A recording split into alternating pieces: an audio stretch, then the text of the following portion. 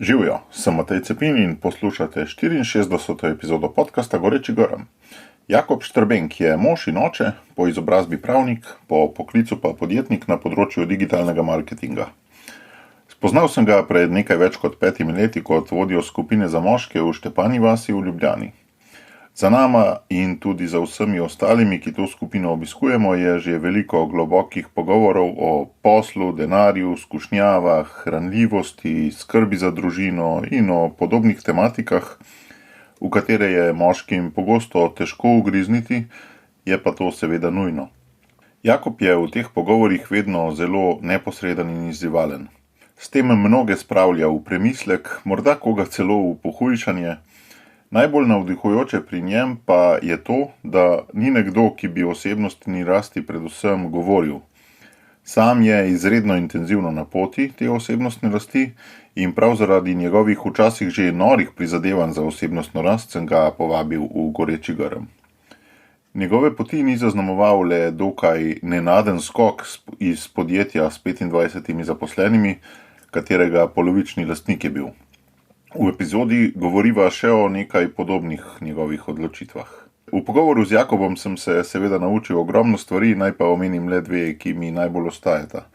Prva je ta, da Bog govori po naših najglobljih željah, če si jih le upamo priznati. In druga, da jedro osebnostne rasti ni v gradnji nove osebnosti, ampak v opuščanju, v rušenju, v podiranju lažnih zidov in zgodb, ki nas obdajajo. Pa gremo kar v akcijo. Že veš, kaj je tvoj edinstven prispevek k boljšemu svetu in kako ga udejanjiti? V podcastu Goreči grm razkrivamo močne zgodbe tistih, ki že živijo svoje poslanstvo, zato da lahko ti najdeš navdih, prepoznaš svoje goreče grme in pogumno stopiš na novo pot. Živijo, Jakob, dobrodošel v Gorečem grmu. Hvala za vabilo. Najina srečanja so bila doslej na moški skupini v Štepancu, pa pol večkrat v avtu nazaj grede, so bile še take 1-na-1 debate in si mi zelo v navdih z določenimi pogledi na svet. Tudi ti meni, hvala. Postajaš pa malo širše znan tudi, če se malo pošalim, po tem, da si organiziral en duhovni vikend za moške ob risanki Levji kralj. Šli ste v Nazarje, mislim, da v tem lepostnem času, ki je zdaj za nami, ali že malo prej? Novembra. Koliko je to že nazaj bilo. In največji hec tega vikenda je bil, da si 25 ali koliko že moških zaprl za en vikend v Nazarje in jim dal zagledati risanko in to 2-krat in da se noben ni pritoževal. Tako je, ja. Mene je ta risanka nagovorila, ker sem jo z otroki gledal prvič. In v bistvu čist naključno je prišlo, da smo to gledali in jaz nisem človek joka, ampak ta risanka me je pa čist zlomila. In so še otroci rekli vmes, če bo spet joko, če bomo to gledali.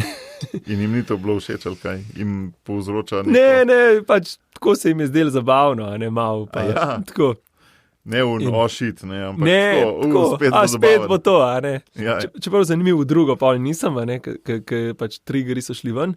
Ampak pa sem pa mojemu prijatelju, patru Andražu, ki je v Nazarjah župnik, enkrat takole čist bežno omenil, sem rekel, ti, mogoče bi bila pa to tema, da bi na to temo lahko dece zbrali, pa da bi malo razširili kontekst, se pravi, ne v smislu, zdaj bomo mi nekaj povedali, ampak v smislu, meni je nagovoril to, če damo 25 decev noter, je 25 decev nekaj nagovoril, kar pomeni, da imamo lahko zelo močno sporočilo. In on je rekel, okej, pa sem mislil, tlele ne bo zgodbe. Pa me pa sam kliče čez 14 dni, pa evo, datum imamo takrat pa takrat. Bajte rezervirano. Ja, kar rekel je, dajmo tole, ajde, prilika se je odprla, takrat je frej, dajmo to speljati. In sem rekel, če božja volja, pa naj bo. In pol sem tudi oglaševal okoli zadevo kot, gledajte, risanko boste gledali, Da ne bi bilo komu bedno pol tam. Tako, da ne bi bila napačna pričakovanja, Pa predvsem, kar sem vsakmu rekel, sem rekel, lej, od mene ne boš nič novega slišal. Mi se že dolgo poznamo, kar sem ti jaz imel zapovedati, večinoma sem ti že povedal, ampak tam bo 24 oziroma 23, minus jaz, drugih decev, ki jih pa ti ne poznaš še in ti imajo veliko zapovedati. In oni rabijo tebe, da jim nekaj poveš in ti rabiš njih. Jaz sem tudi to risanko gledal, mislim, da v mladinski skupini leta tam 95 ali 96 je vam prišla neki tasga in sem jo dejansko in me je pa zelo nagovoril ta prav tist, ki je tudi komat, ne, Circle of Life. Se pravi to, da gre čez cel krog življenja in kaj je v posameznem krogu pomembno. Kaj je pa tebe, najbrž je bil kakšen zelo močen prizor, zdaj, ko smo že v podcastu Goreči grm, dejansko pri mojem Mojzesu, ki sem ga gledal tudi takrat enkrat, tudi v prejšnjem tisočletju, me je totalno nagovoril prizor Goreči grm. Kaj pa je bil tvoj Goreči grm v tem filmu? Ko Simbatu umre oče. Aha. In on leži tam ob njegovem truplu in se zaveda, je sam. Jaz sem se lahko poistovetil s tem občutkom. Ne? Biti sam. Ja. Zdaj sem pa v bistvu sam na tem svetu in nobenega drugega ni. Se pa tisti, na katerega sem se lahko zanesel, je v bistvu mrtev. Zdaj je pa pritisk na meni, da nekaj naredim. Ne? Čeprav očeta biološkega imaš še, ne? Imam, ja, seveda. Kako si to pa prenesel na se, to sam? Da sem se na neki stopni jaz zaprl. In čeprav so ljudje okoli mene bili, jaz nisem znal do njih, pa verjetno še zdaj ne znam čista, ne. In se enostavno nisem čutil vrednega teh odnosov, ne. Ni samo očetovski, je tudi tako širše gledano, od poslovnih do prijateljskih, do vsega, ne. In ti zdi, da je to pogost pojav, da se ljudje nekje zaprejo, pa v kateri starosti, ko rečeš nekje, a to je neka starost ali je to pač nekje na poti, ki ni točno definirano? Ti bom odgovoril z drugo pravljico. Ti si pa danes zelo literarno razpoložen. Ker je sveža, ne, Ostržek. To smo pa zdajle bili par dni z 9 moškimi na duhovni obnovi, ne, na jadranju in je bila to naša tema. Ne. In se mi zdi, da Ostržek, ta film, ki smo ga mi gledali, zelo lepo prikaže to zaprtje. Ne? Ker Ostržek, ko je ustvarjen, ta prva stvar, ki začne on od veselja skače okoli in želi užiti življenje v polnosti. Potem pa konstantno dobiva zavrnitve. A ne? In v tem filmu je to prikazan res v ekstrem. Se pravi, tako vse, kar naredi, je narobe v bistvu. A ne? In ne glede na to, kako on dobro misli, je vedno zavrnjen. Od tukaj, to mislim, da je ta globlja rana, se pravi, jaz imam neki vse, v Ostržku je to predstavljen kot neka senca, ne? Jaz to imam in pol me ta pripelje do problemov, zato ker pač nimam nobenega, ki bi me v tem usmeril, ki bi mi povedal, da tole je v redu, da je tako, ampak moraš najti neko smiselno implementacijo tega. Ne? Oziroma izraz, ki smo ga mi uporabljali, integracija. Ne? In potem lahko iz tega nekaj smiselnega narediš. Alternativa pa je, da rečeš, ta del mene je v bistvu slab, in okolica bo ti z veseljem to potrdila, Ja. Ker je pač to proti njihovim interesom večinoma, in potem ga hočeš potlačiti. In v tistem trenutku se znajdeš sam. Zato, ker v bistvu tisto, kar ti si, kar jaz sem, je slabo. In če je to slabo, kaj pa pol je? Travma ubije čutenje velikrat. Ja, neverjetno je, kako v bistvu močen je ta želja po preživetju, in ko se znajdeš kot otrok ali pa kot mladostnik v taki situaciji, ko si zavrnjen, ko hočeš biti ti, pa si v tem zavrnjen, potem enostavno to potlačaš in še potem v kasnejših letih v bistvu ugotoviš, da na neki stopnji, čakaj, se mogoče pa jaz dejansko imam moč, da grem prek tega. Če že prej nisem neke smiselne integracije najdu, lahko pa zdaj, ker alternativa temu je pa smrt, v bistvu je pa otopelost, kar je efektivno živa smrt. V tem sensu. Kakšna vzgoja je zdaj pol ustrezna, da se to zgodi v čim manjši meri, oziroma kakšen oče si zdaj želiš ti biti, glede na to, da to veš in da to bi hotel minimizirati pri svojih otrocih? Jaz otrokom eno stvar govorim, Jaz lahko vaše laži prenesem, vašo resnico prenesem, laži pa ne morem. Se pravi, dokler mi ti poveš resnico, jaz jo bom to resnico sprejel. Zato, ker in tudi rečem sinu predvsem, tvoja resnica je v bistvu moja resnica. Tvoja resnica, ki jo jaz nočem sprejeti, je v bistvu moja resnica, ki jo jaz nočem sprejeti. in kar si jaz ne želim, in vem, da do neke mere bom to naredil in sem to naredil in še vedno se bo to zgodilo, ne, brez debate. Ampak vsaj trudim se zavedati tega, da so otroci moj odsev in da največ, kar jim lahko dam sprejemanje. Ne, ker to lahko vodi tudi v permisivnost, ne, v veliki meri. Ne. Ja, sprejemanje ne pomeni, da dejanja nimajo posledic. Ne. Pomeni samo, ti si v redu. A ne. Če si jezen, je to dobro. Če si moški, ki je jezen, dobro zate, boljše moči ne boš nikoli imel. Ne. Ti imaš kot moški dva izvira moške moči, eno je jeza, drugo je pa spolna želja. Če to oboje potlačeš, pol efektivno si mrtev. Ne.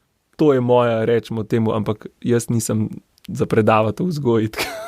Jaz sem med množico, ki se trudi in probava različne stvari, ki včasih delujejo, včasih pa ne. Ja, ti si tudi človek, ki v svojem poslovnem svetu mora veliko eksperimentirati, ne, kad delaš v marketingu in tam je ponavadi toliko dejavnikov, ne, da preizkušaš AB teste pa tako naprej. Ja, A, B, C, D pa tam do Ž pa se spet obrne. Ne. Vidiš, kaj je delovalo in kaj ne. Daj mogoče vsem za tiste poslušalce, ki te ne poznajo, če sam šibaš skozi svoj CV v 5 vrsticah ali pa skozi trenutne vloge. Jaz sem moški, poročen, 12 let bo letos, sem oče. Imam 3 otroke, enega v nebesih, pa enega na poti, se pa v bistvu na zemlji že 4, ne, sam še čaka, da bo ta zadnji čaka, da pride ven. Po poklicu, jaz sem po izobrazbi sem pravnik, univerzitetni diplomirani pravnik, po poklicu sem pa podjetnik, lahko rečem temu. In moj glavni posel je marketing. Se pravi, jaz oglašujem najrazličnejše produkte za različne firme. Moja specialiteta je v tem, da znam najti nov način za predstavitev dolgočasnih produktov. Ne. In to delaš v mednarodnem kontekstu, ne? Tako, ja. Večinoma delam na kanadskem pa na angleškem trgu. Zdaj delamo tudi nekaj v Nemčiji, tudi v Sloveniji imamo par projektov. In to imaš neko lastno podjetje, ja. Ali neko del si solastnik neke mednarodne firme? Ne, to je slovenska firma, v kateri sem jaz večinski lastnik. Imam pa tudi investitorje, pa poslovne partnerje. Ne. Koliko je pa recimo to ljudi, ki dela v tej firmi? Mi smo majhna operacija. Sem jaz, pa imam pa 2 honorarna sodelavca, pa različno ekipo outsourcerjev, ki se to najbrž je veliko nekih ljudi, ki v odzuni delajo. Ali? Ja, malenkosti karabaša. Veliko je treba imeti, to je pač mora biti fleksibilen posel. To ni mi zdaj imamo nek nivo in ga bomo skozi obdržali, gre ful gor, gre ful dol. Kako je pa to biti neodvisen od slovenskega trga, pa biti na nek način na svojem, tukaj sicer plačevati davke, ampak znanje prodajati ven, izvažati ven, to ti daje neko svobodo?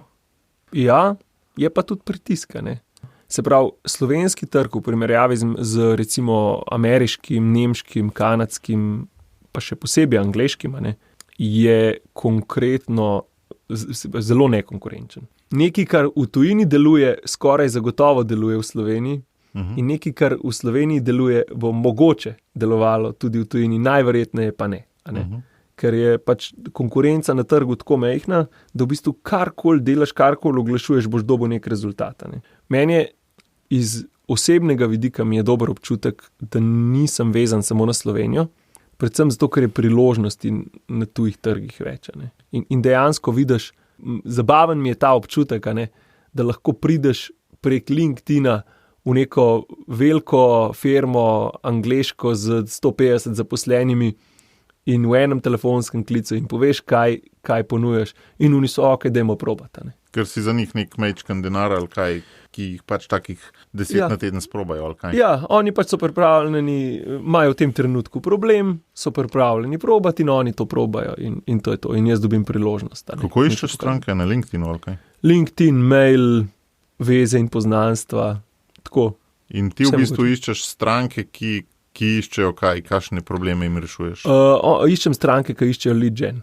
Lead generation pomeni, da v bistvu pripeleš ljudi, ki jih njihov produkt zanima. Tako, vzpostavimo kontakt med potrošnikom pa dobaviteljem, končno stranko, kakorkoli, oziroma ponudnikom je najboljši primer.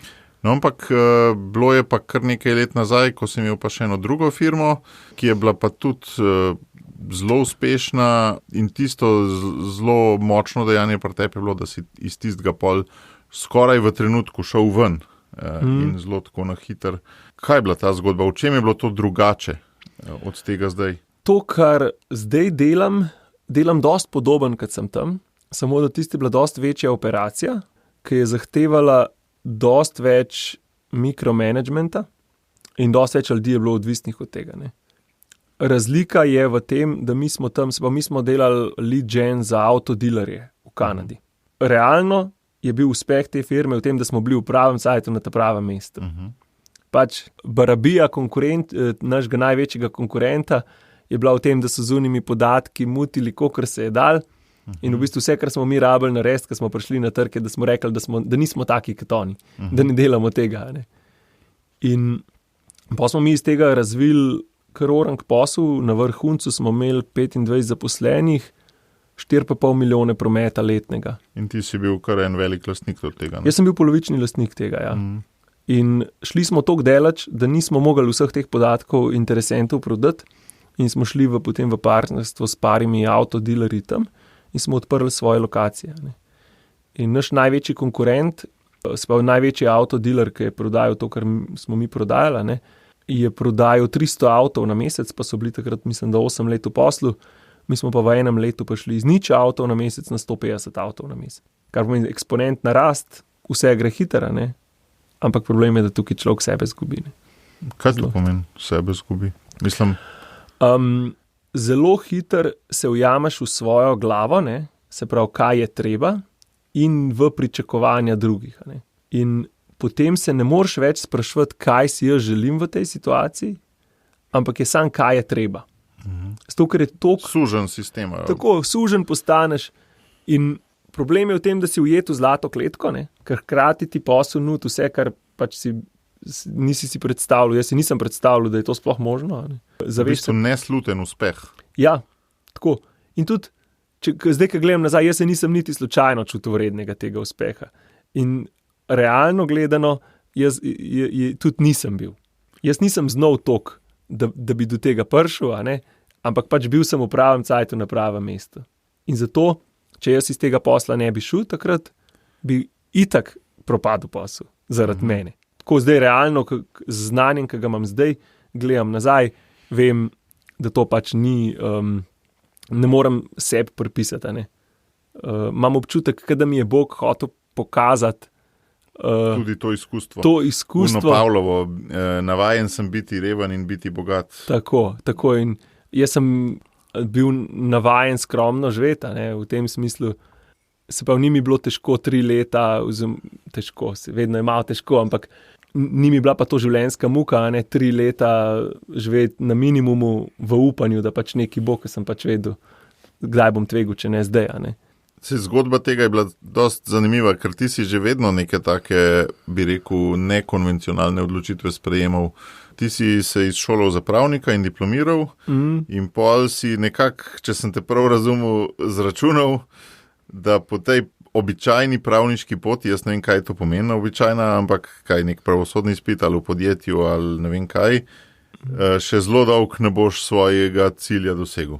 Ko sem jaz začel hoditi na pravno fakulteto, to je bilo leta 2008, se je začela svetovna kriza in pot, ki se je zelo jasno kazala takrat, jaz sem po prvem letniku vedel, da jaz znam tega dela, da tle ne bo prihodnosti.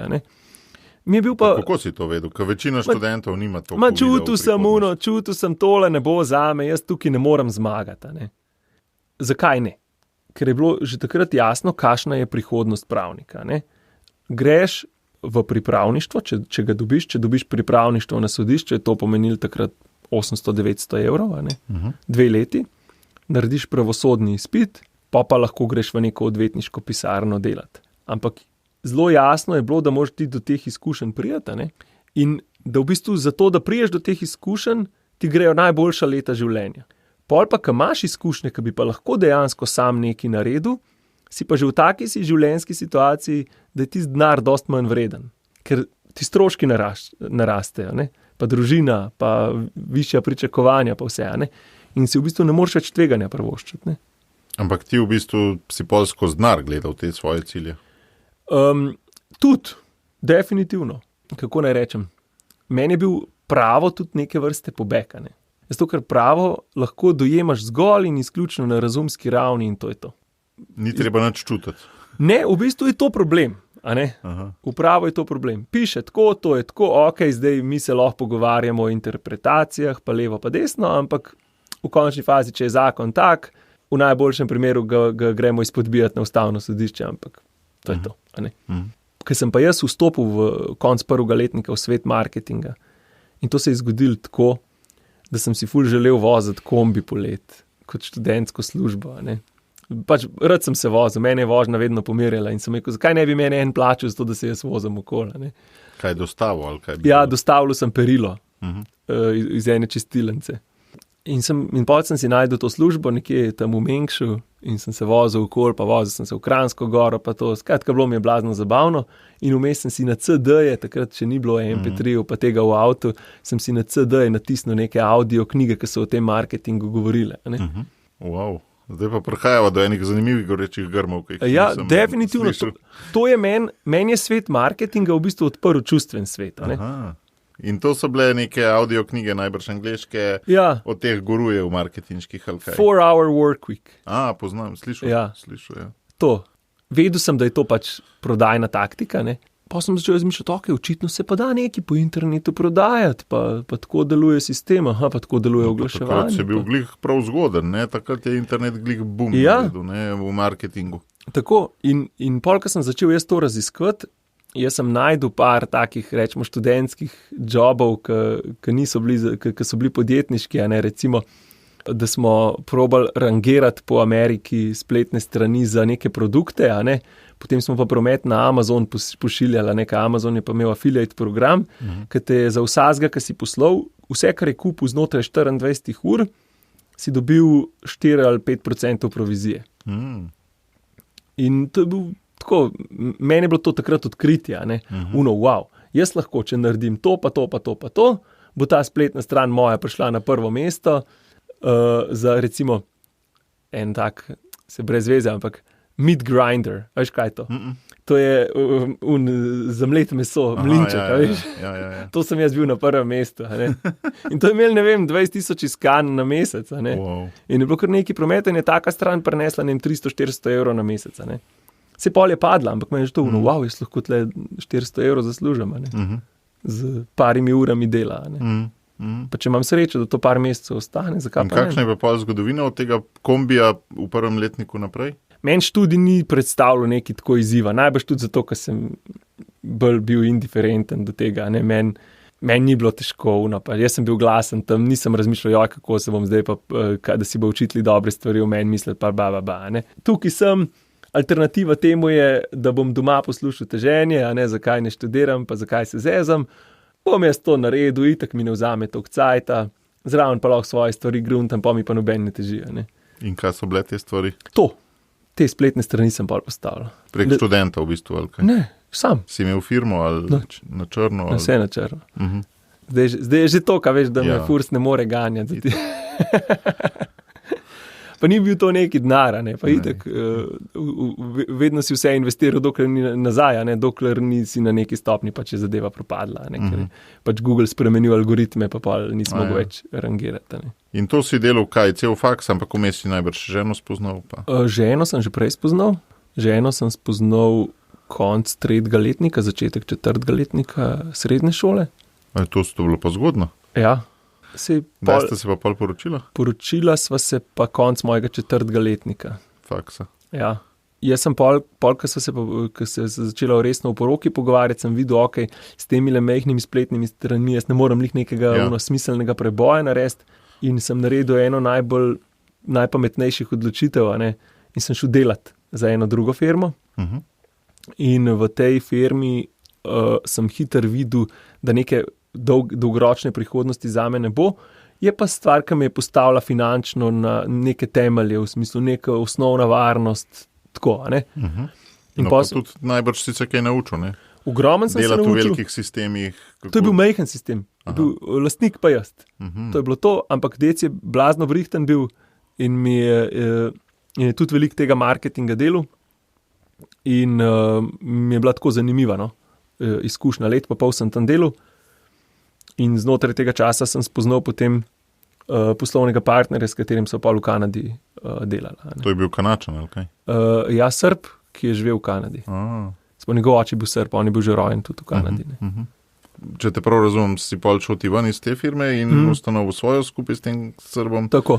Pol je pa zelo veliko časa trajal, da sta vidva sploh kaj začela. Ne? V bistvu, ta ustrajnost se mi je zdela zanimiva. Ne? ja, veliko stvari smo probala, ne. In na koncu, in to je meni zanimiva izkušnja podjetniška, ne, ker se mi je že večkrat zgodila, ne, da v bistvu neka banalnost, odprtost za neko banalnost te pele velik korak naprej. Ja. Zgledali je to tako, da mi da sva probavali, takrat delali smo lead gen za krovce po Ameriki, pa je šlo, ampak ni bil tisti preboj, ne, se pa nekaj imaš toliko, da za tiste stroške nekaj si lahko izplačaš toliko, da imaš za preživeti, ampak ni pa uno preboj, ne. Ja. Pa me pa enkrat kliče, pa pravi, moja punca je avto kupila in jaz sem govoril z ono žensko, ki je avto prodala. In ona je rekla, da tudi lide kupuje. A bi mi to probali? Pa sem bil, ajde, pa dajmo. In oni so bili naša prva stranka. Iz tega se je pa razvil. Pa sem bil, ok, lej, tole je naša pot, vse drugo ni toliko dobro, gremo mi po tej poti. Ne? Sam je pa to ful delač od te moje logike gorečega grma, ne? Da si neki poklican, vidiš kot pot in pol se tam na tej poti neki si voden na nek način, ne? Tako kot Mojzesova zgodba, ne? Tukaj v podjetništvu tem tvojem je pa zelo obratna logika, ne? To ne gre, dajmo poskusati, to, ne? A je to, zdaj, ko nazaj gledaš, ne? Pa se sujti moj koncept gorečega grma, meni je to čisto super. A je to odsotnost nekega klica? Ali je to sam kreativa? Po moji izkušnji, jaz nisem niti slučajno sposoben dojeti, kaj Bog v resnici hoče od mene. In nimam mentalne in duhovne kapacitete tega dojemanja. Še vedno ne. Še vedno ne. In tudi vprašanje, če bom do konca življenja imel. Mislim, da ne. Po moje, še lepo, ko se srečaš, ko pogledaš Jezusa v oči, vidiš sebe tako, kot je on tebe videl ves čas, ne. No, zdaj, če ti mogoče kar vstopam, jaz tudi mislim, da tega nisem, ampak sem toliko nor, da upam tvegati in da bom mogoče zadev in ne vem, koliko je velik ta procent, ampak čutim, da obstaja pot in da mi je pa dana neka pot, tudi s poskusi in napakami, ja, skozi pol tudi to, kar se upečeš, pa tako naprej. Čutiš pot, na kateri je mir. Zdaj, okej. Tako. Mogoče je to, boš ti rekel, sam biologija, ta mir. Ni. Mogoče je pa tudi kaj duhovnega in lahko pa rečeš, ja, to je bilo to. Ne? Nisem čutil takrat tega, ampak vidim pa mir. Ja, in definitivno mir, do neke mere je najbolj še tudi biološka komponenta, si predstavljam. Ja. Ampak predvsem je mir duhovna komponenta. Ne?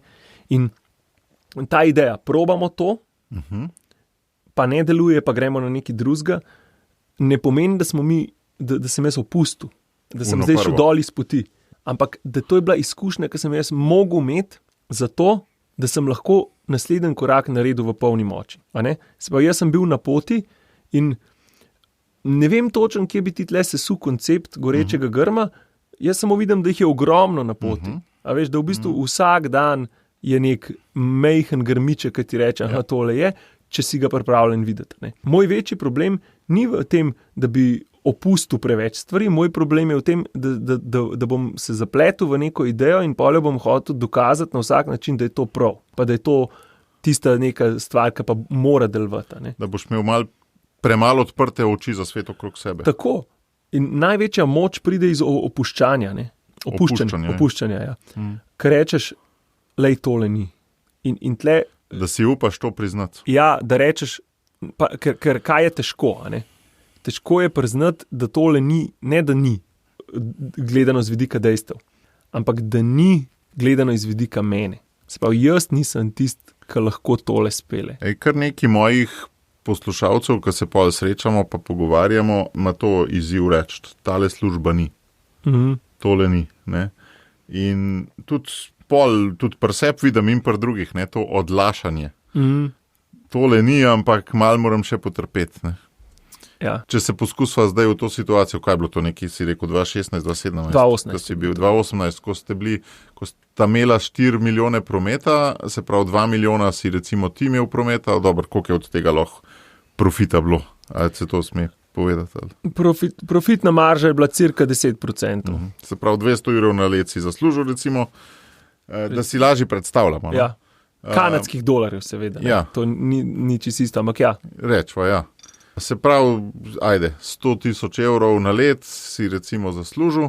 Kaj je bilo na drugi strani te tehtnice, da si rekel, jaz se tega ne grem več? Enostavno sporočilo, da pač tukaj ne bom več zrastel. Finančno bi, ne? Finančno bi, ja. Si rekel, da bi še kakšen let bi šlo zelo dobro. Ampak izziv je v tem, da ko ne rastem več, potem pa se pridem do neke točke, kjer je, in jaz sem na tej točki že bil, nisem bil prvič takrat na tej točki. Bil sem tudi, ko sem bil v službi, ta prvi, sem bil na točki, tlele ne morem več nič narediti. Ni bilo treba toliko veliko opuščati. Ni bilo treba 100 € na leto opustiti. Ja, tam jih je bilo treba 20 recimo opustiti, ampak tudi takrat mi je bilo to veliko denarja, v resnici. Pa sem mogel reči, tale varnost, adijo, gremo mi naprej, Kar je mene prepričal tukaj, in to je bilo razumsko, jaz tega čustveno nisem takrat bil še sposoben dojeti, ampak razumsko sem bil pa to sposoben dojeti, hvala Bogu. Pa v meni se je tisti glas, začutil sem ta božji glas, v smislu, lej, Jakob, to lahko ti opustiš. Kako si začutil božji glas, če si mi prej le rekel, da ga še nisi nikoli? Da ga nisi sposoben razumeti, kaj Jezus Nisem sposoben razumeti dolgoročne slike. Aha. To sem hotel reči takrat. Se pa, da jaz ne vem, kakšna je cela pot. Pa nisva razumela. Možno, ampak jaz sem velikat božji glas začutil vse. Ogromno krat šibkejši, glasnejši, kar sem prej hotel reči je, jaz ne vem, kakšna je celotna pot. Okay. In je nisem sposoben dojeti. Zato moram vzeti tisto, kar je danes tukaj.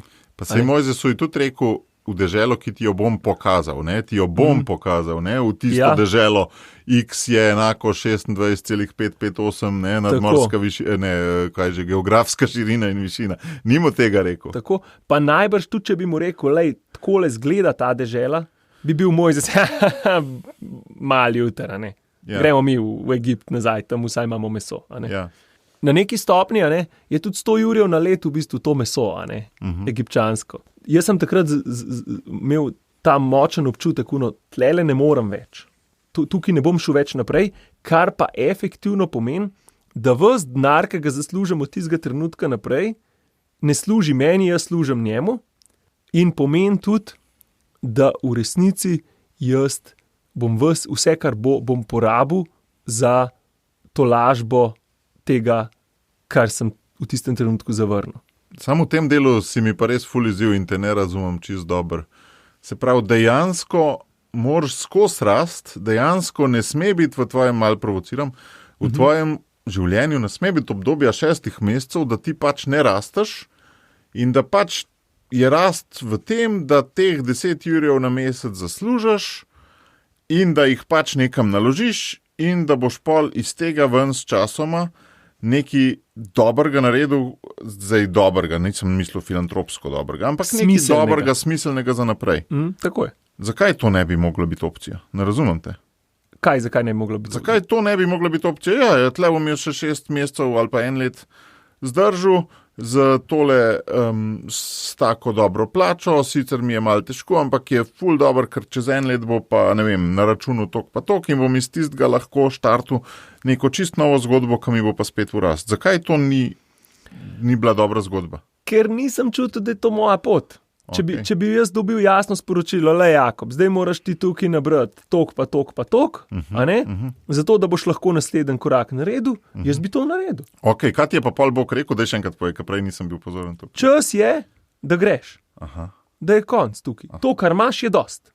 To, kar si do zdaj ustvaril, je dovolj za tvoj naslednji korak. In to je bilo na neki konferenci, čez lužo? Ali kaj že? Ne, tisti je bil samo začetni trigger. Tudi eden od močnih gorečih grmov.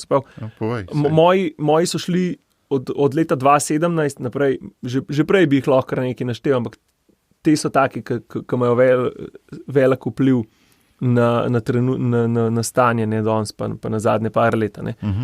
Ko mi je otrok umrl, žena je bila noseča, ne vem koliko, 8 tednov, nekaj tasga, sem potem zvedla, da je otrok umrl, in sem se v tistem hipu, ko sem to slišal, zavedel, da zdaj pa nekdo, ko mene od zgori gleda, in takrat se mi je malo odprlo srce. In potem sem šel na to konferenco, ker drugače ne bi šel, če bi bil ta otrok živ, a ne? Res, okay. Kako je pa to bilo povezano? Ja, takrat bi bil doma pol, a ne? Valjda ne bi žene pustil takrat bi se rodil, a ne? Okay. Štekam. Sorry, veš, sem mislil, da ti je ta perspektiva, da te nekdo gleda, te je pol poslala na to konferenco. Ne, meni se je zdel fajn iti, ne? Sem rekel, če smo že zdaj tukaj, a ne, pa lahko grem malo v Ameriko pogledati, da vidim, kako ta svet zgleda, ne? Pa sem šel. In pol je tam bil en govorc, ki je izpostavil te laži, kako si mi moški lažemo. On je prvo moškim govoril, če pa polovica žensk tam v dvorani, ampak on je moškim govoril. Je rekel, za ženske jaz nimam v tem trenutku nekega smiselnega sporočila, a ne, lahko sam svojim moškim to predate, kar imam jaz zapovedati, a ne. In je rekel, glavni problem moškega je v tem, da laže. Najprej laže sebi, pol laže svetu, tako je.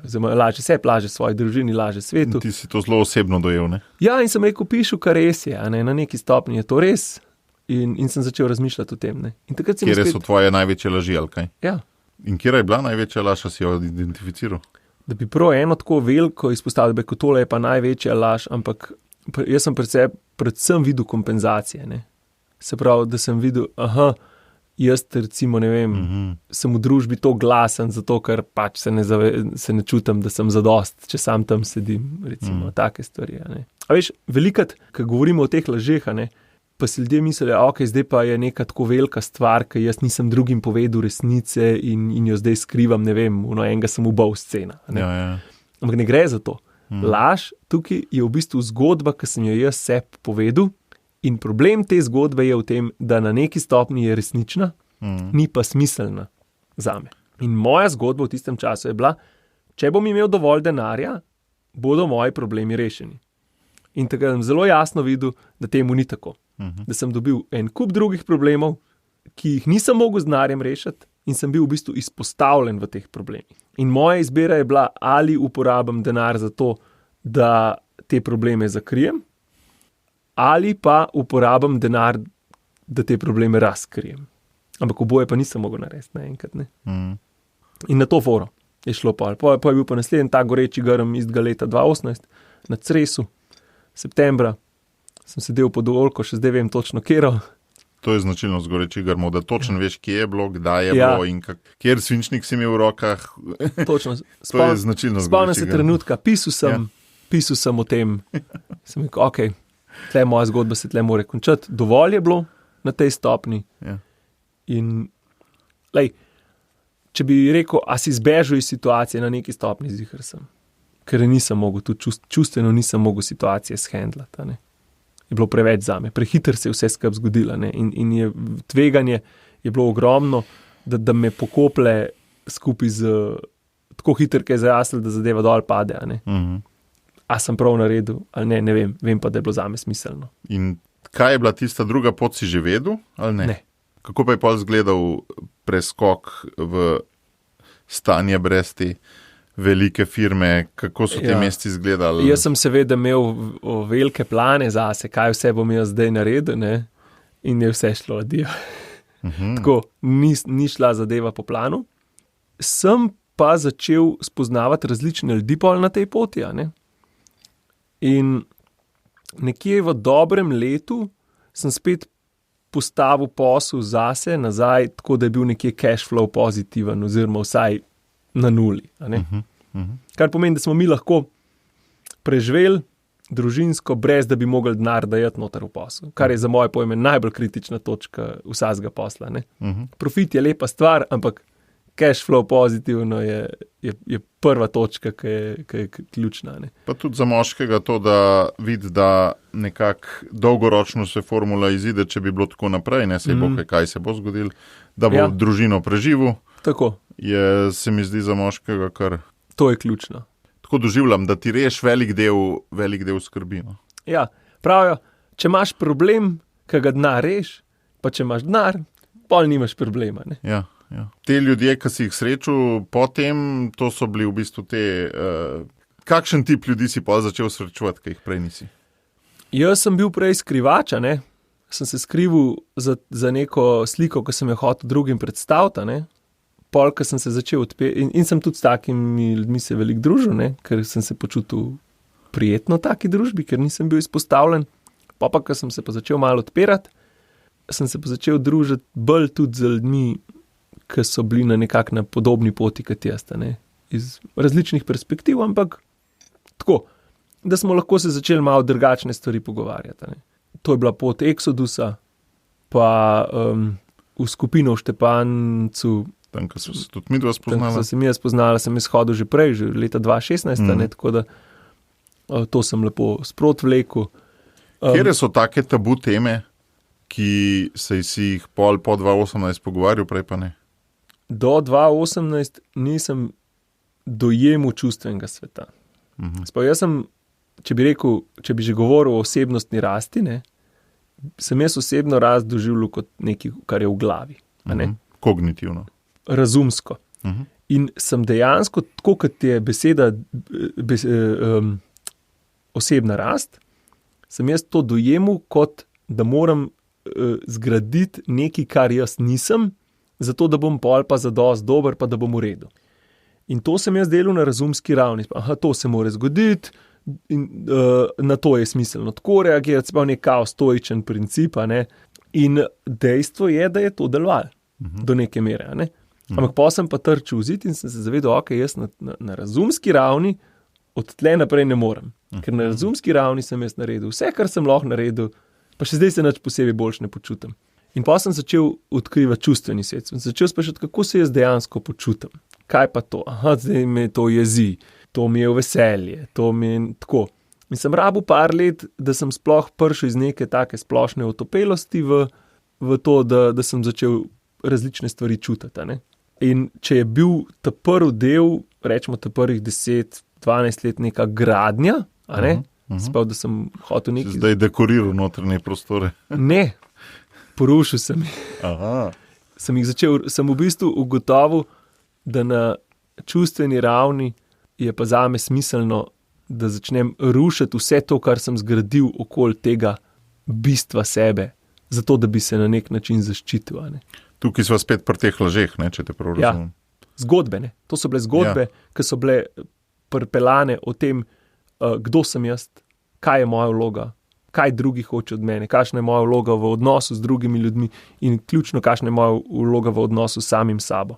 A znaš kakšno lažno zgodbo naštet, pa kakšno pol novo, ki jo zdaj vidiš? Eno si že rekel, ne, denar reči probleme, denar ne prinaša sreče, ne? To so stara pa nova, ali kaj? Bi rekel, ena od ključnih stvari, ki nisem še čist ven iz nje, ne, je zgodba žrtve. Jaz sem žrtev, ne. Drugi mi hoče slabo. V tem smislu. Ne. Jaz sem se znajdel tukaj v sistemu, jaz nimam moči, drugi imajo moč nad mano. Jaz pa te moči nimam. In sem se znajdel neskončnokrat v poslovnih situacijah, kjer sem se tako počutil. Predstavljaj si sam občutek imaš, da si sam proti celemu svetu. Ne. Tam je ena ogromna firma, jaz jim hočem nekaj prodati, oni mi postavljajo pogoje, potencialno zame niso sprejemljivi. Ne. Moja zgodba je bila, jaz sem žrtev tukaj. Jaz nič ne morem. Jaz, če hočem ta posel ohraniti, moram to narediti, to je zame neprofitabilno, kaj zdaj? Kako si to rešil? Pa si pravilo o 2 nog, se temu reče, ne? Greš na razumski ravni je to zelo lahko narediti, ampak če pa ti iz tega posla vlečeš občutek lastne vrednosti, pa je pa to dosti težji. Če si se znajdel v situaciji, ki hočeš nekaj dokazati, pa je malo težji iti. Zato, ker na razumski, ok, pač tisti posel gre, čao, grem drgama, ne? To je zelo lahko reči, ne? Ko imaš pa občutek, če pa jaz zdaj tukaj grem, pa to pomeni, da sem propadel, da nisem dosti dober, da nisem zadosti, da jaz nisem znal prav stvari narediti. Ne? Ker v bistvu ne veš, da te nekje drugje čaka še nekaj lepšega. Ne? Tako, ne verjameš. Ne? In ful močna zgodba pride iz tega opuščanja, ne? Ampak je pa dvostranski problem. Zato, ker jaz se zdaj spet znajdem, lih ta mesec sem spet v takih situacijah poslovnih, ne? Tudi osebnih se najde, tudi v odnosu z otroki je to velika, da jaz sem prišel do neke ovire, zdaj se moram pa odločiti, a bom opustil to idejo, pa bom šel drugam, ali bom pa šel naprej. Moja zgodba prej je bila, jaz sem šel naprej takrat, ko sem mogel iti. Sila je bila dodana noter in sem šel toliko delač, kolikor sem čutil, da je nujno treba, da se zgodi to, kar se nujno mora zgoditi. Če sem pa imel izbiro, sem se pa dostikrat umaknil ven iz situacije. Sem pa rekel, ok, ne bom jaz zdaj tukaj se izpostavljal po nepotrebnem, bom jaz najdel nek kvazi moralni razlog, pa gremo naprej. Zdaj sem se pa zavedel, da v resnici imam jaz moč, da lahko grem preko tega, da lahko zavestno vstopam v situacijo, kjer bom izpostavljen. In to je bil strah. Strah je, če bom izpostavljen, bom zavrnjen. To je bila tudi ena taka zgodba. Če se pokaže resnica, to ne bo sprejet. Dobro, ker pač to bila moja otroška izkušnja. In sem to zgodbo ponotranil in zdaj sem se spet srečal z njo. In potem sem se povprašal, kaj pa če ne? Kaj pa če mogoče lahko rečem, ok, dajmo mi to izkušnjo pustiti. Saj v končni fazi tudi, če bom zavrnjen, pa če bom izpostavljen, nekako lahko to shendlam, zdaj vsaj lahko probam shendlati, pa da vidimo. In? Ne vem, zdaj sem na poti. Zelo mi je pa zanimivo tudi, kako greš v vedno večjo, v luči tega opuščanja in rušenja, greš v vedno večjo intenzivnost, se mi zdi. Začel si, tako mi je zanimivo, te 4 stopnje ali še več, začel si z neko moško skupino, ki se je srečevala enkrat na mesec. Potem je prišel ta Exodus leta 2020, 2019 je prišel ta Exodus, kjer ste tudi intenzivno se začeli srečevati enkrat na teden. Pol pa znotraj te moške skupine, tudi mene takrat ni bilo, ampak enkrat se je zgodilo, da vas je bilo zelo malo in ste dobili kar neko idejo, da vi bi pa bolj na hard, ali kaj, ti s meni še zmerni čisto jasen.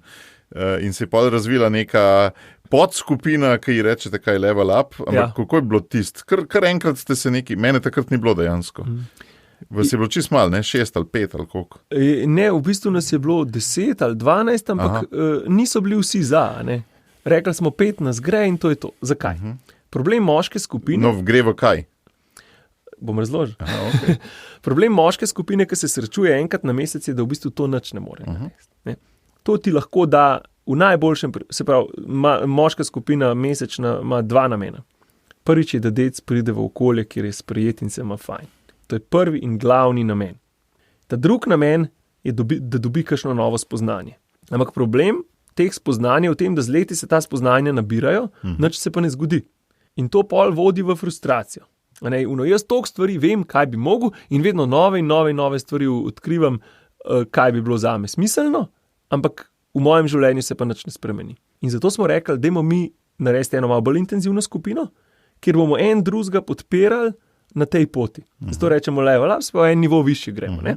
Ampak saj tudi ta Exodus skupina je bila to, Je bila to, ampak problem Exodusa iz moje perspektive je, da je zelo duhovno usmerjen, pa zelo malo praktično. Se pravi, ti da spet... Zelo malo ima kognitivnega. Tako. Ja. Dati veliko, pač nekdo, kot jaz recimo, zelo težko začuti vso polnost Exodusa, Sploh, če ima čustven svet zelo opustošen. Ja, in večinoma Exodus izpade, moram mrz zatuš, moram tretje, pa 5, pa 10 stvari in postane to nova religija, kjer je treba kljukce delati in to je to. Ne sooča se pa s problemom. In to mi v level upu delamo, ne da mi se neč ne soočamo s problemi tako direktno, se pa da mi ne rešujemo problema, ker je nemogoče, mi se dobivamo za uro pa pol, enkrat na teden. Ampak izpostavimo pa problem in smo vzpodbuda en drugmu, da se spravimo na pot reševanja problema. Ampak kakšna je dodana vrednost tega? Jaz, če sem prav razumel, neka zaveza k ranljivosti, k brutalni iskrenosti med seboj, pa neka v bistvu volja oziroma nadzor te, malo tako, kako se že temu reče, accountability drugmu, da si drugmu nek partner pri tem, da se tudi nekaj naprej naredi. Ampak vi se v bistvu ni negativnih posledic, če ne delaš na sebi. Najprej so bile. Najprej, ko smo tako zastavili, smo hoteli, oziroma sem jaz imel idejo, to bomo mi na silo naredili. Mi bomo ono deca, ki ne dela, prisilili, da bo delal, drugače ga bomo izbacili iz skupine. In to je bila ideja. Ti imaš te sile res kar dost, Ja, jo imam, ampak zelo hitro sem ugotovil, da v bistvu na silo človek lahko dela 3 mesece, mogoče pol leta, pa te sile zmanjka. Zato je Exodus na 3 mesece tempiran, veš? Ja. Tako, ne, da ko zmanjka, rajš nehimo. Pa ja, kljukco sem, vse kile, ki sem zgubil, sem jih nazaj dobil, pa še 3 zraven, ampak, veš. Ja. In pa sem jaz ugotovil, ne, naš problem, oziroma smo skupaj ugotovili, ko smo se pogovarjali, naš problem ni v tem, da mi ne delamo stvari. Naš problem je, zakaj ne delamo. Zakaj nekdo, ki ve, kaj bi mogel narediti, pa ve, da je od tega odvisno njegovo življenje in življenje njegove žene, njegovih otrok, ljudi, ki jih ima najrajši na svetu, vseh njegovih potomcev, pa zakaj tega ne naredi. Evo, no, zdaj smo pa, po mojem, smo na ključnem vprašanju tega podcasta, zato ker ta epizoda se je meni zdela smiselna, prvič zato, ker si ti totalno zanimiv človek, provokativen s svojimi stališči, drugič pa zato, ker se mi zdi, da se obadva nekako ukvarjava z osebnostno rastjo. Eden od glavnih problemov osebnostne rasti se mi zdi to odlašanje, to ne odločitev za iti nekam naprej. In tle me zdaj zanima, kaj je odgovor na ta zakaj. Zakaj človek odlaša? Lih to je fora, vsak ima svoj odgovor. Ne? Moja izkušnja, odlašanje ni lenoba, odlašanje je način soočanja z neko rano, travmo, karkoli. Ki je ne želiš odpreti. Ki je ne želiš odpreti. Ki je ne želiš zrušiti v tvojem jeziku. Tako. Ki jo želiš še naprej, kako si že prej rekel, graditi na silo. Ja, želiš graditi, kako se reče, obzidje okoli te rane, zrušaš ne rane, zrušaš obzidje, rano moraš pa pozdraviti. In to je pa pol ta tretji nivo rasti, ki je pa duhovna. Se pravi, jaz na čustveni ravni ne morem pozdraviti rane. Če sem to psihološko narobe povedal, prosim, naj me psihologi kontaktirajo in mi povejo, kako se to zgodi, bom ful vesel. Moja izkušnja je, da rano lahko pozdraviš na duhoven način. In to je edina stvar. Zato, ker se moraš odpreti. Pa čutiti ljubljenega, ne? Tako. Psihologija te ne more čutiti ljubljenega, ne? Lahko ne na razumski, ne na čustveni ravni, ne moreš tega doseči, lahko se samo odpreš in si pripravljen to sprejeti. In dejstvo je, da je to lažje, če si ti obdan z ljudmi, ki so tudi to pripravljeni sprejeti in te pri tem spodbujajo. Ker svet te ne bo spodbujal. Svet ti bo rekel, ajde vozi, na silo te bo pelil. Večina služb pri nas deluje na silo. To moraš narediti, zato da dobiš tisto plačo, drugače te bomo odpustili pa čau. In ko se jaz znajdem v vlogi odlašanja, je tukaj vprašanje, kaj pa zdaj? Zakaj se jaz v resnici nočem tega lotiti? In tukaj pridemo pol do zgodbe in pridemo do laži. Imaš kakšno tehniko, kako ta zakaj ugotoviš? Ja, pišem. Jaz bom pisal, toliko cajta, se pa probal bom zgodbo izluščati. In pol se bom vprašal... Ampak pišeš z nekim zakajem, z nekim vprašanjem. Več dni z nekim istim vprašanjem. Ne, večinoma bo to ura, 2 procesa dnevnega. Ja? Že po vnaprej pripravljenih templatih. To sem se naučil v tej warrior skupinah, od tega modela, ki sem ga v Ameriki poslušal. A to je tako, je rekel, da lažeš. Tako. In oni imajo sistem, ki so ga razvili, kako se tega lotiti. Jaz imam to v appu noter, sistem vprašanj, ki te vpraša. Kako se počutiš? Greš po nivojih. Kaj je bil, vedno imaš sprožilce, trigger. Kaj je tisto, kar te je spravili statusa quo v tlele je nekaj narobe. Pol ta drug nivo je, kaj je zgodba, kakšna so občutja ob tej zgodbi, dokazi, da je ta zgodba resnična. Dejstvo je, da je resnična, na nekem nivoju je. In potem vprašanje, kaj si jaz želim. Ali je to, kar mi ta zgodba govori, res to, kar si jaz želim? In če ni, a sem pripravljen to zgodbo opustiti in kaj bi bila zame bolj smiselna zgodba? In kakšni so dokazi za to bolj smiselno zgodbo? In potem je pa izbira. 1 uro traja, da greš skozi ta vprašanja? Približno, uro, včasih tudi 2. Moj rekord je, da sem 3-4 ure pisal, kakšnega, ki je bil tak res malo globi pa daljši. In ta proces sprožiš, ko ugotoviš kaj? Trigger. Da si neki padel ali da te je neki razjezilo ali kaj? Lahko je sprožilc tudi pozitivne pod narekovaji narave. Zakaj sem jaz zdaj tako vesel? Kaj je tisti danes, zaradi česar se jaz tako dobro počutim? Se pravi, vsakič, ko greš v neko malo bolj močno čustvovanje, ali kaj? Ja, se pravi, zavedam se, da so čustva tista, ki nas pripravijo do premika.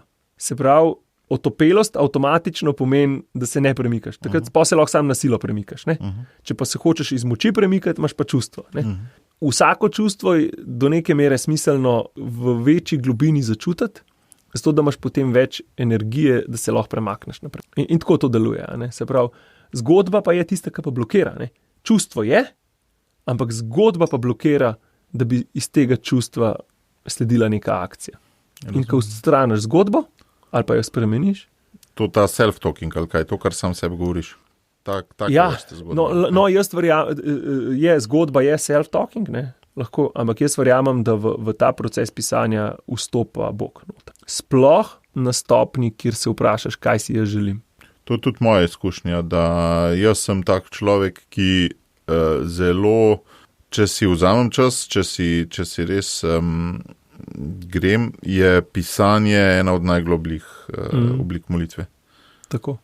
Ne vem, zakaj to pride, ampak po moje niso vsi taki. Po moje je taka četrtina ljudi, recimo, ali pa kaj tasga, ne. Ja, eni najdejo se v miru, ne. Zame je tišina čist prevelika napetost, vsaj večino časa. Ko pa pišem, se pa mi misli usmerijo. No, jaz pa oboje kombiniram. Se pravi, meni najbolj močna duhovna izkušnja je teden dni tišine v Tezeju z popisanimi 15 listi na dan. To je zame najmočnejša duhovna izkušnja, kar jo znam zavestno sproducirati. Ja, jaz nisem še toliko daleč. Jaz pridem do tega, da se za vsake toliko cajta za par dni kam umaknem, pol vmes pišem, ampak da bi pa recimo 3 ure bil v tišini, to jaz ne morem, oziroma se mi zdi neproduktivno. Jaz recimo mene zelo pomerja, če se vozam, ker je tišina, ampak nekaj delam vmes. Nekaj migam, nekaj se mi tako dogaja, mogoče tudi ima adrenalina noter, če kakšna taka stvar. Daj povej zdaj, ko sva že toliko zajadrala v to osebnostno rast, kako bi ti opredelil področja tvoje osebnostne rasti? Najprej, recimo, da bi ti zase rekel, ali pa da si že kdaj rekel, tehle 5 področji bi jaz rad napredoval in to se mi zdi dokaj dobro celostno. Ne? Saj ljudje smo kompleksni, nikoli nisi čist vsega zaobjel, ampak tako. Najprej bi rekel, da osebnostna rast sploh ne obstaja, da obstaja samo osebnostna odrast. To je moja izkušnja. Jaz nikamor ne rastem, jaz nič ne postajam. Okay. Jaz probam biti čim bolj avtentična verzija tega, kar sem. Se pravi, moja rast je v bistvu v rušenju zidov. Se pravi, ti trdiš, da se ne moreš nemščine naučiti kognitivno, oziroma da to ni vredno termina osebnostna rast. Da se bi recimo naučil. Ti si imel eno ful močno zgodbo s tem tvojim R-jem, jaz sem te kasneje spoznal, ampak da si se ful zelo pozen tega lotil. No, ampak dobro, to je bilo najbrž tudi neko razbijeni zidov. Ne? Ja, ker je bila zgodba, jaz to ne morem. Ne? Jaz toliko cajta že pišem v možgane eno zgodbo, da ne morem tega spremeniti. In pa sem videl, da v resnici je pa to relativno lahko. Tako. Dejansko mi je to vzel vsega mogoče 50 ur. Če bi neto dal. Ne? Neto, ja. In v bistvu ista stvar je za nemščino. To, da se ti nemščino učiš, ni osebnostna rast. Osebnostna rast je v tem, da ti greš iz tega, jaz ne morem se naučiti nemščine, jaz nisem dosti pameten, jaz ne zmorem tega, v to, da dajmo poskusiti. In da pol vidiš, tlele je potencial zame, to je zame smiselno, ali pa tlega pa ni. Se pravi, veščin ti ne šteješ pod osebnostno rast? Ne. To, da se spravaš nekaj delati, je osebnostna rast. Okay. Ampak da pa samo veščino pridobivaš, pa meni ne. Se pravi, ti trdiš, da je en proces vklopiti v sebi dovoljenje ali pa kapaciteto za neko veščino se naučiti in od tam naprej je stvar čist easy. Od takrat naprej pa je naravna stvar. Ja. Recimo. No, je ne easy, deterministična, naravna. Bom ti povedal eno izkušnjo iz jadranja zdajle, ki je meni tako bila zelo globoka. In sicer tam smo ribe lovili, iz jadrnice dol smo metali trnk, dol na 60 metrov globine. In jaz pol ure, vsi so metali ribe ven, zraven mene. 3 ali na 4 palce so lovili in so metali tiste ribone ven enega za drugim. Na moja palca se nič ne prime. Ok, sem bil umeren, se kot dober se je tle, za večerjo imamo tako ali pa drugače, ni panike. Pa v enem trenutku začutim v globini, kada bi mi Bog rekel, Jakob, zdajle je pa tvoj cajt, tam spodaj te čaka ena riba. In jaz sem to vsem fantom, vsem moškim tam uznano. Ker včasih bi bil tih, da si ne delam sramote, pa ne bo nič. Tako sem pa v tako globino začutil tisto jasno, sem rekel, Gospodje, meni je zdaj le Bog rekel, da je tlele spadi riba zame in jim zdaj vrgu trnk. In jaz tisti trnk vržem in takoj, ko pade na tla, opa, zagrab riba in jo potegnem gor. To je ta jasnost. Jaz sem čutil popolno jasno, zdaj se mi je popolnoma samoumevno, da bo tisti trnk padel dol in da bo tam gor riba in da jo jaz gor potegnem. Ampak, a si to ti ustvaril ali si dejansko slišal nekoga, ki ti je to rekel v odnosu? Jaz sem to začutil v sebi. Obstaja tudi, rečemo temu, laična interpretacija tega, da sem dal sebi dovoljenje ujeti ribo. Ampak kjera zgodba? Zdaj, evo, ti si kjera zgodba je taka, da ima zate smisel? Moja zgodba ima smisel božja zgodba. Se pravi, da ti je to rekel nekdo drug, ne? Ja, da sem odprl se glasu, ki mi je rekel, lej, zdaj pa lahko, zdaj je pa cajt. Ampak dopuščaš, da tega glasu ne bi bilo čez celo lovljenje, ampak da si ga slišal in da je pač bil fakt. Ta zgodba ima zate smisel, da je to bil fakt. Tako. Ne, da si... Da kaj je bilo zdaj ni važno, da v resnici pač je tudi potrpežljivost del te igre, a ne? V smislu, zdaj le ni tvoj cajt, zdaj moraš ti probavati, ampak moraš se dosti odpreti, moraš tako, zdaj pa tvoj cajt. Zdaj pa pejt pa vrš. In v bistvu mi je ta moč tega, a ne? Da v bistvu meni bilo v tistem trenutku vse in tudi če nič ven ne potegnem, ker me je tako močen zadel, a ne? Da me ni sram držal, ne? Ja, v smislu kao, zdaj pa ne smem se osramotiti, ne, ker sem pa vsem jasno, pa bo vsi videli, da sem jaz blefer, da kašen bog, pa kašen. Temu se reče, da si šel all in, ne? Tako, ja. In ker si me spraševal, ne, za področja, ne, jaz delim po tej warrior metodi, ne, jaz delim področja na telo, duhovnost, odnose, pa na posel. Telo je pač ključno, ker če fizično nimaš moči, nema duhovnosti, pa nič ne moreš tam narediti. Pa dolg cajt jaz tega nisem preznal. Jaz sem bil telo, to bomo že. Malo sile pa. Pa te pa spomen malo. Pa počas dobivaš opomnike, a ne, pa predvsem sem jaz začutil željo, a ne. Jaz sem željo začutil, no, da bi imel malo več moči, a ne. Pač telo je osnova, ne, zato, da lahko se nekam premaknem. Ker jaz sem lahko miselno... Se pravi, če se ne boš premikal telesno, se tudi miselno ne boš, je to tvoja teza? Ne, lahko se miselno premikaš, ampak boš na neki stopni dosegel limit, zato ker padeš v frustracijo, vsaj moja izkušnja je taka, da miselno si napredoval, pa čustveno si napredoval, pa imaš željo iti naprej, ampak fizično ne moreš. Okay. In tukaj pa pride do frustracije. Ne? Kaj to recimo pomeni? A imaš kakšen primer take frustracije? Kolikor hočeš. Ne? Veš, kaj moraš poslovno narediti? Ali pa še bolj, da ne bomo o poslu govorili, dajmo o družini govoriti, ne? Odnosih. Jaz vem, kaj si želim, ko prijem domov nazaj iz službe. Jaz si želim preživeti kvaliteten čas s svojimi otroki. Ampak če je mene služba izpila fizično, jaz nimam več energije, sem jaz tam cuna. Ko začneš delati, je dost, da sam miselno delaš. A ne? Da jaz lahko rečem, zdaj si pa želim, da bi danes to pa to dela. A ne? In imam. Za enkrat, za dvakrat imam energijo, mogoče tudi za dalj cajta lahko to. Pa dobim naslednjo idejo, kaj pa če bi jaz še tole dodatno v službi naredil, kaj pa če bi nam to izboljšali, pa bi bila finančna situacija boljša, kaj pa če bi jaz še, poleg tega, da sem z otroki, rečemo, da bi bil bolj aktiven, namesto da smo sam doma, gremo mi na sprehod. Ok, gremo mi na malo daljši sprehod, gremo se tepst, mislim v smislu igre seveda, ne. Pa na eni stopnji je pa meja, je pa konc. Ok, zdaj, od tle naprej pa fizično ne zmorem. In to je ugaben občutek. Zato, ker bi rad, želiš si, pa ne moreš. In iz tega vidika jaz vidim, da je smiselno razvijati kapaciteto, pa ni sam na odnosnih, pa ni sam na poslovnih, tudi na duhovni ravni je zato, da lahko te stene, te ograje ali kako smo rekli, zidove razbijaš, dejansko je to izčrpajoče. Rabiš fizično nekaj moči v to dati. Dajva zdaj mogoče za te 4 za zaključek povedati eno stvar, ki ti je uspela, ali pa eno, ki jo imaš v načrtu v zadnjem letu, recimo, ali pa za prihodnje leto, to, da malo konkretizirava. Se pravi, recimo telo, ena stvar, ki ti je v zadnjem letu uspela, pa ena, ki bi si jo želel v naslednjem letu, ali pa ki jo boš verjetno, ne vem, kako imaš ti postavljanje ciljev definirano. Recimo za telo, sem jaz nekje na poti, ki delam z osebnim trenerjem in me on vodi čez to. Jaz se tukaj zavedam, da moje znanje tukaj je nula, in zdaj se počasi učim. Ta glavna stvar, ki mi je uspela, to je zdaj 2 leti, odkar hodim, je to, da sem se sploh spravil na to pot. Se pravi, da sem si znal sprejeti, da sem jaz vreden tega, ker to kar nekaj denarja stane in kar ogromen cajta vzame, a ne, v bistvu. Ampak da sem jaz začutil to kot del sebe, ne kot nekaj, kar mi pripada, ampak kot nekaj, kar sem jaz vreden in lahko grem po tej poti. In da ko grem v fitness, da se jaz ne počutim, da sem tam nek outcast, pa da recimo probam kompenzirati, koliko sem jaz pametnejši, pa ne vem kaj, ne. Sem pa druge boljši, ja. Ja, v tem smislu, ne. Ampak da sem ne, jaz sem na tej poti, ne.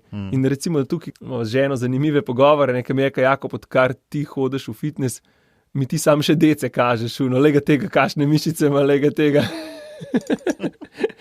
Tako da to si štejem kot uspeh, da me v bistvu navdihujejo drugi moški, ki so tukaj del na poti, kot sem jaz. Ne? Pa vidiš to kot investicijo? Ja. Že se pravi denar, ki si ga zmetil za osebnega trenerja, vidiš kot da se ti je že zdaj povrnil? Vse sem dobil nazaj, 5-krat. Kakšen je poslovni model tega? Kje je ta denar že nazaj prišel? Produkcija v službi. Jaz bi lahko mirno rekel, da mi je to podvojil produkcijo. Ker mi ni fitness, mi ni samo telesna vadba, mi je tudi v bistvu tako... mentalni odmor. Ja, ker jaz prijem tja nič ne mislim. Niti štejem koliko ponovitev delam. Sam pa a moram to je to. In jaz takrat nič ne mislim in mi je to super, pa ponavadi med službo grem, tudi vmes, tako da mi je to tak preklop in jaz prijem svež nazaj. In to je to. Tako da to je minimalno, pri nas imamo v Sloveniji pač srečo, da so storitve še relativno ugodne v primerjavi s tem, koliko to stane v Ameriki. Tako da je to definitivno vredna investicija. Ok, telesna, kaj pa zdaj odnosi recimo?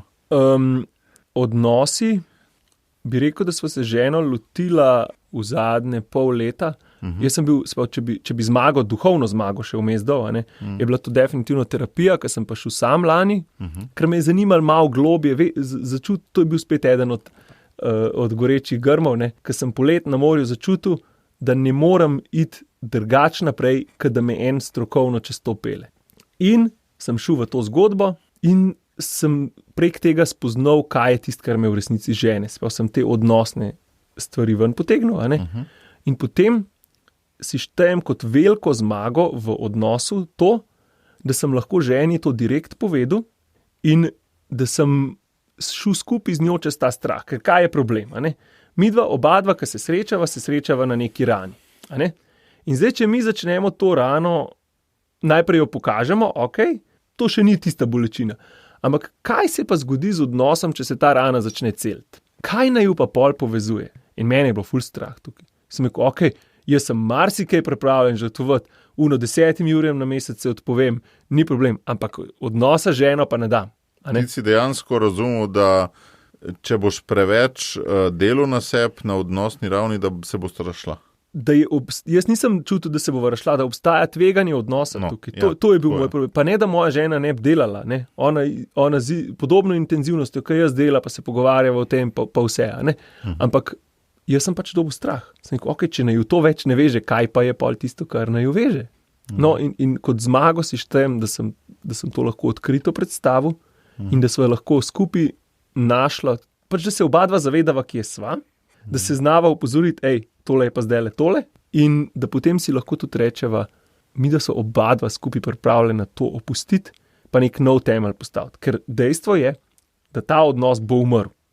Tega odnosa je konc. V trenutku, ko se je ta proces začel, je ta odnos mrtev. Mora biti nov, ne? In zdaj je treba nov odnos graditi. In to je pa tveganje. Mene je bilo ful strah tega. In zato je tudi to bil recimo eden od razlogov za odlašanje v marsičem.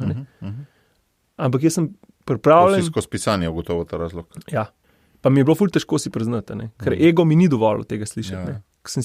Pač moja ego zgodba je bila, jem to naredil, to je zame prav, če mi pa noče slediti, pa nič. Ampak to ni bila resnica. Resnica je bila, da meni je bilo strah. Jaz nisem bil pripravljen, pa tudi zdaj nisem pripravljen tega. Da bi rekel, pa naj gre nekam. Tako to si štejem kot zmago na tem področju. A duhovno si zdaj že vkomponiral ali jo še bo slišam še eno? Duhovna je bila terapija. Duhovna je terapija za te? Seveda. Kaj pa je drugega terapija kot duhovna izkušnja?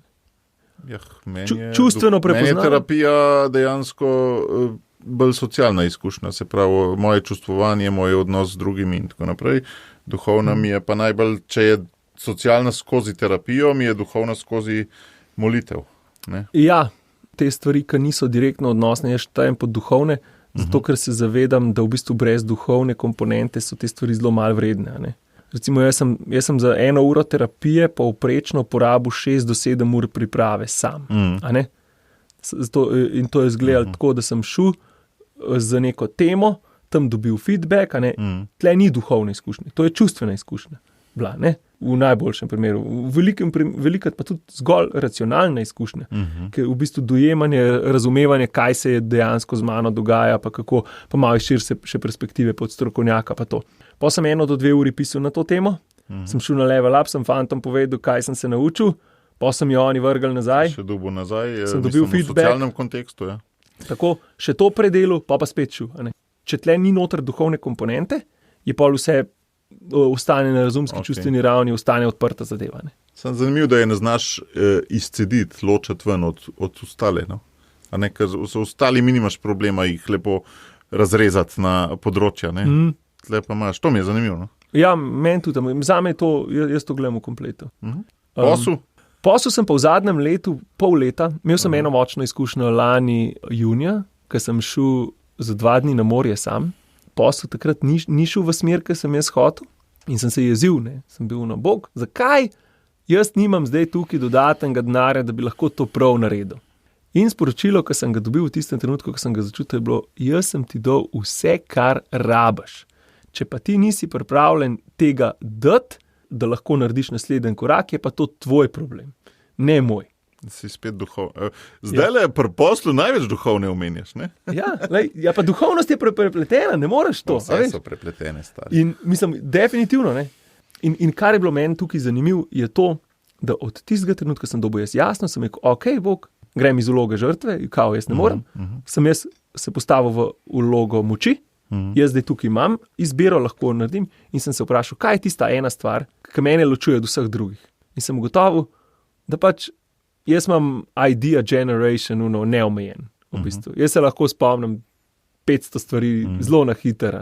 In ko sem gledal, kaj je tisto, kar je v zadnjih letih delalo spremembo v mojem poslu, je bilo to.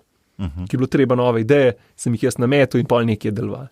In sem se na to skoncentriral. In se je posel spremenil takrat. Bravo. In imam dosti več miru. Recimo to, da sem si lahko privoščil za 4 dni odklopa, jadranja, z tveganjem, da bom 4 dni brez signala in me ni bilo strah in sem bil, to bo šlo, mi je bila velika zmaga. To si, če te prav razumem, takrat 2018 ni šans, ali kaj? No way. Telefon pri sebi, puno, nekaj bo šlo narobe, vedno je nekaj šlo narobe. 25 ljudi, ne? Ja. Pa nisem si niti dovolil. Jaz se niti nisem čutil vrednega. Moja vrednost je v tem, da sem jaz tisti, ki ta problem reši. S čimer sem seveda tudi ljudi omejeval na njihovi rasti. Zdaj sem že rekel, da so bile te 4 zmage za zaključek, ampak zdaj pa sem še bonus, dodatek, prihodnost. Kakšen imaš pa odnos do postavljanja ciljev? A ne, ker se mi zdi ful lepo pri tebi, da ta laž, ki jo slišimo v sedanjem svetu, a ne, postani to, kar si, postaneš lahko vse. Moja trditev, moje prepričanje, moja zgodba je, da ne moreš postati vse. Ne. Ampak lahko postaneš tisto, za kar si slišal v Goreči grm, videl Goreči grm. In ti tudi tako zelo lepo to se mi zdi poveš, ne? Vsak korak je bil iz ene komunikacije z Bogom ven. Jakob, tole imaš vse, kar rabiš. In tam se pa rast zgodi. Kakšen imaš pa odnos do postavljanja ciljev? Zgodba, ki mi trenutno najbolj deluje okoli tega, je, ne moreš postati vse, lahko pa postaneš tisto, kar si najbolj želiš v resnici. In moje postavljanje ciljev gre iz tega, da se vedno sprašujem, kaj je želja. Jaz verjamem, Bog meni govori prek želje. Ne govori mi prek sile, ampak mi govori prek želje. Tisto, kar si jaz najglobje želim, je to, kar Bog hoče zame. Super. In zato jaz sem zelo fleksibilen, kar se ciljev tiče. Jaz nekaj napišem, ampak namen cilj je, da me prestavi. Če je cilj C, je namen cilja, da me iz A v B prestav. Se še vklesa, ne? Ja, in jaz zelo malo ciljev, ki jih napišem, dosežem, bi rekel, je 20-30%. Zakaj? Ker jaz pridem na B, že vidiš, da bo šlo drugam. Jaz nočem v resnici na C. In se mi zdi, da Bog tudi prek tega deluje, da reče, Jako, pejt ti C, zato ker C se zdi meni mogoč, ampak cilj mu pa je, da me do B sprav, da mi pol pokaže, da je točka D, ki je v bistvu ful bolj smiselna. Ja.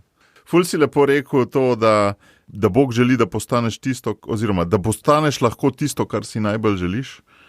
Tako sem ob tem doživel, kot da te Bog obvaruje tistih stvari, ki si jih ne želiš v resnici. In to mi je zelo me navdaja z enim velikim, bi rekel, pogumom, optimizmom, no, ugotoviti, kaj si res želim in prositi Boga, naj me obvaruje tega, če si slučajno ne, pa zdaj še mislim, da si.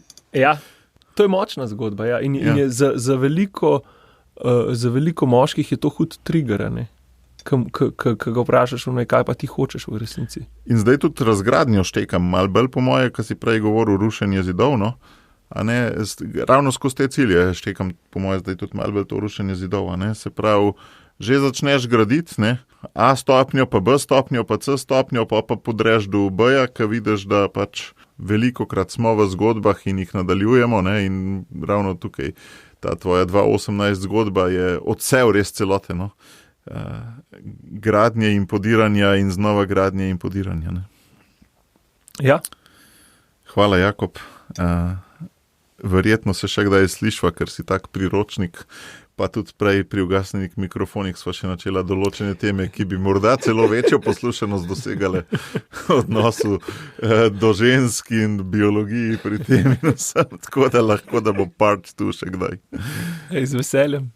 Hvala za vabilo. V čast mi je bilo. Srečno.